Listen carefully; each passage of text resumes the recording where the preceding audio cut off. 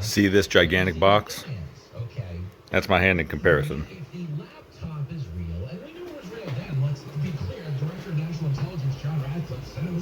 See this gigantic box? See all the crap that's in it?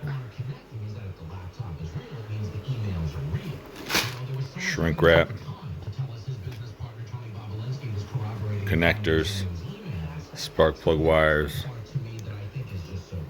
electric fuel pump, grommets, harness tape, all kinds of crap.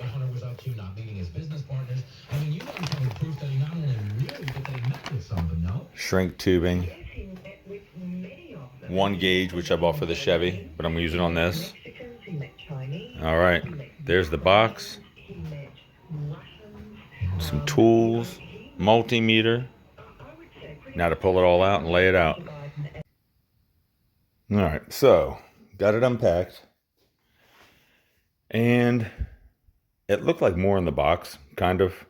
I mean, it's still a lot of stuff, but all right, so we'll start down at the bottom. We'll start with this right here. This is the alternator bracket I got from Shoebox Central. Chris and those guys, best place I've ever done business with. Ever. Like, their customer service is on point. Their shipping is on point. Sometimes it's a little more than I can afford to pay, or than I want to pay for the price of the part that I'm buying. But I mean, I support those guys 100%. That's my first stop, my go-to, because they're freaking awesome. So that's that. Got that painted. There's the spacer up there. I knocked that spacer off this thing like 6 times and had to repaint it over and over. Every time I finished painting it and I was coming around to this one, I would trip over that leg and right on the ground. So anyway, there's all the light bulbs, headlights, dash lights, radio light, all kinds of stuff. The radio light's already in. I gutted the radio already, and I'm putting an amp in it exactly like I did the Chevy, except this time I'm going to wire it so it's always on, as opposed to the push-pull switch, because that switch was stupid. And it really served no purpose, because literally every time I got in the car, I turned it on. So it got to a point where I just stopped turning it off. I just turned the car off, turned the car on, radio, or the amp was on. So I'm just hardwiring it right to the radio outlet on this harness. These are license plate lights. I guess I ordered a crap load of them when I did my bike. I don't know if you can see them in there. They're the little LED things. I don't know if I'm going to use them or the original. Before I got the car, I started buying the stuff before I brought it home from the guy's house. I didn't realize the trunk had an indentation where the license plate goes.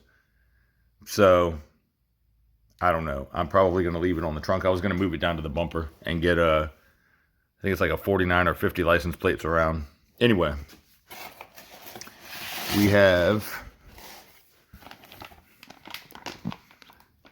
this tape is it's a wire harness tape. It's not electrical tape. It's cloth. It's the same stuff they use on like Beamers and stuff like that. So I got 5 rolls of that to do the entire harness. Showed you these non-insulated butt connectors. Harbor Freight came through with the grommets, because all these things are rock solid on here. Wire ties, not anything special. Double wall shrink tubing. And then all the other stuff, wire strippers, all that.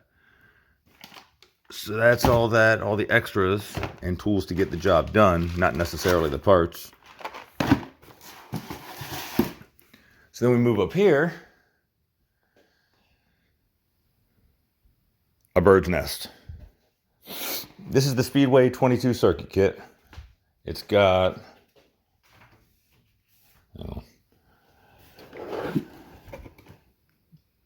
22 circuits, obviously. So I ended up getting this instead of one of the basic kits. It was like 20 bucks more, but it'll allow me to have, it has a fuel pump outlet. It has 2 accessory outlets, because I'm going to run bear claw latches in the door in the trunk, and the doors in the trunk. What else? I think the rest of it's pretty basic. I'm not sure. Power locks, I know it has. So I can use for the actuator, an electric fan, which I'll never use. AC and heat, I'm not sure if the basic one has that. I'm sure it does. So yeah, that's all. Instructions. Oh, the reason I went with this kit, super easy. Obviously all the wires are laid out, but the directions are like, it tells you literally every single wire, all same exact color as the wires in the harness. So here's the engine bay.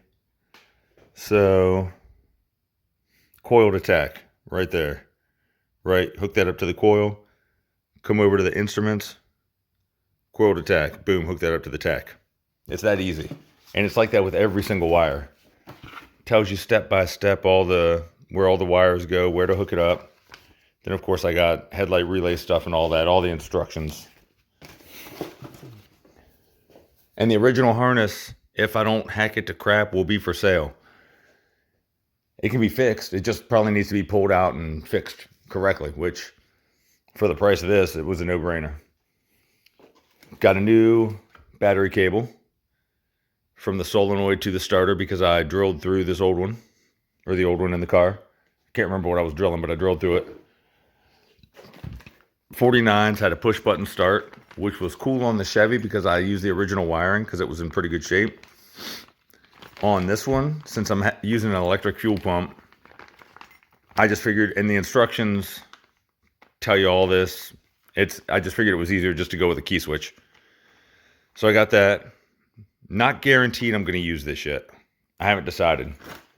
Because I really like the original key and the way it looks in the dash, the cylinder. If this looks stupid, I'm not going to use it. And I mean, it's got a big hex nut on it, so I don't know how good it's going to look. This is for the heater. Don't know if the heater works or not because all the wires are cut. All the wires to the original gauges were disconnected. Everything's disconnected. So I'm going to try this. If it doesn't work, I'll be pulling the original heater, throwing a Summit heater in.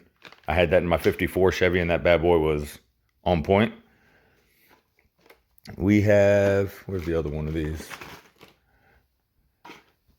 New tail light sockets. I can't remember why I got these. There was a reason. I don't know what it was, though. But these are for 1157s. I think one of the other ones, something happened. I don't know. I can't remember, honestly. So tail light sockets. We have, again, from Shoebox Central, dual filament parking light turn signal sockets. Again, for 1157s. The 1157 NAs, the orange bulbs. Headlight relay. Not positive I'm going to use this either.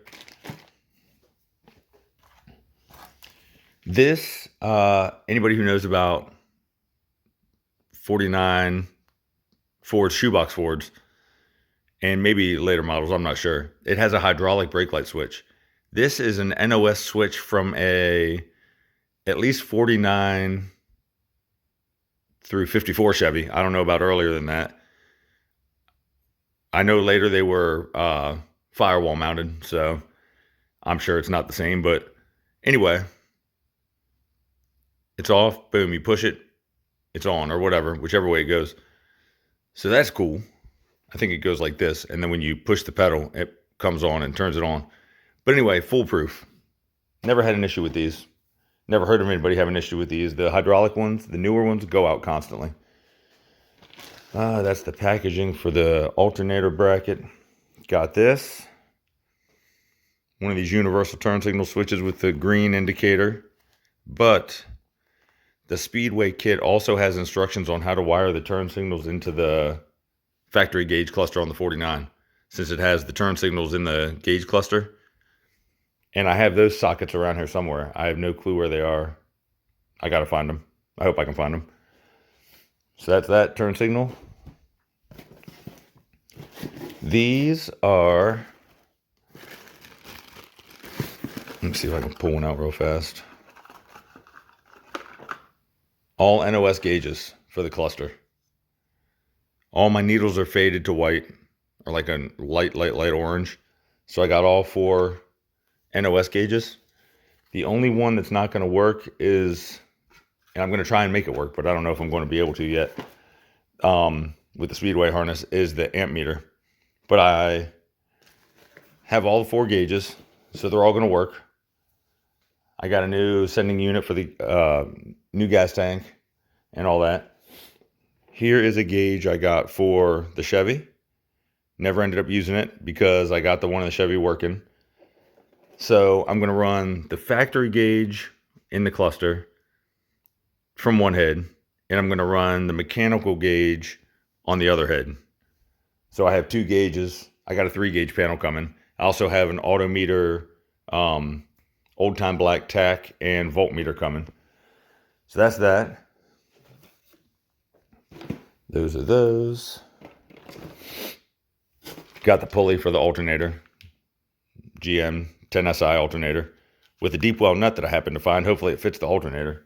I don't know what it's from. It was with another pulley that was in smaller diameter, so I'm really not sure what it was from.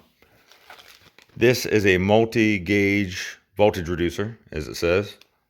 You hook the power wire, the 12 volt into it, and then it goes out to as many gauges as you have wired up that are 6 volt. In this case, 3.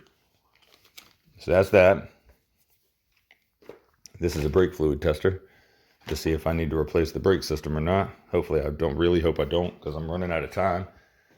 My deadline that I'm shooting for is April 30th to have this thing done, road tested, and driving to PA to the Hooligan show. That's the goal. Patronics, coil, ignition module, spark plug wires.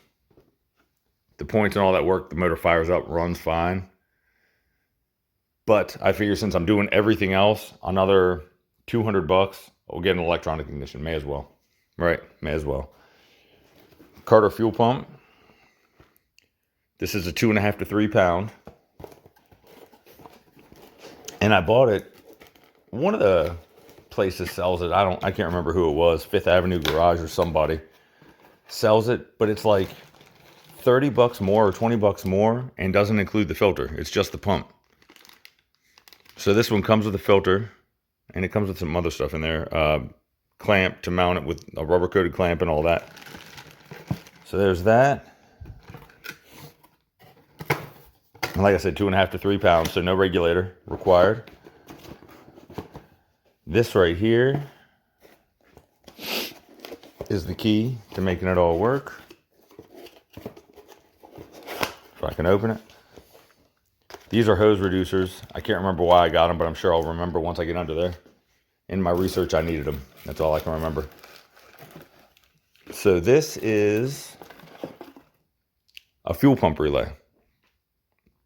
And it also, what it does is when you turn the ignition on, it powers the fuel pump for 3 seconds to prime the carb. So you turn the ignition on, you can walk away, the fuel pump will turn on 3 seconds, turn off until you fire it up. A lot of people wire them up, just hot wire, just hot all the time. So you turn the key on and the fuel pump just starts running. Didn't want to do that. This makes it just like a modern car. If you turn your key on in your new car that's with an electronic fuel pump, it'll run for a couple seconds and shut off. Same exact thing. Great reviews. So that's where I'm at so far. I'm waiting on the gauge panel, the other 2 gauges. I think that's it as far as all the rewire stuff. So I'm going to try and take this harness out without chopping it up. Who knows if it's going to happen? We'll find out. But there it is. That's the next major upgrade. Stay tuned.